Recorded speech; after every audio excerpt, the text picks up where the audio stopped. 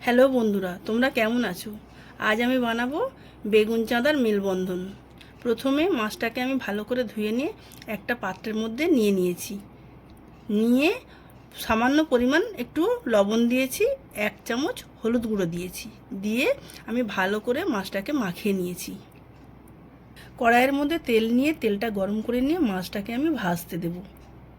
মাছটা হালকা করে ভেজে নিয়ে একটা পাত্রের মধ্যে আমি তুলে নিলাম।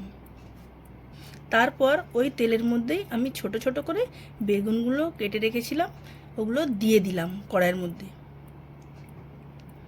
কিছুক্ষণ নাড়াচাড়া করার পরে আমি সামান্য পরিমাণ লবণ দিলাম, দিয়ে আরেকটু বেগুনটাকে ভেজে নিলাম।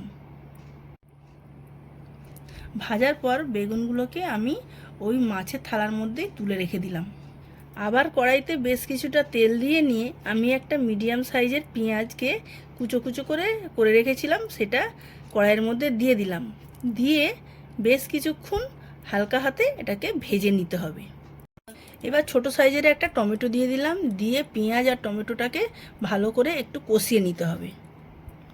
কষিয়ে নেওয়ার পরে তোমার এক চামচ হলুদ গুঁড়ো, 1/2 চামচ লঙ্কা গুঁড়ো, 1/2 চামচ জিরে গুঁড়ো আর 1 চামচ আদা রসুন বাটা দিয়ে আমি এটাকে ভালো করে কষতে দেব।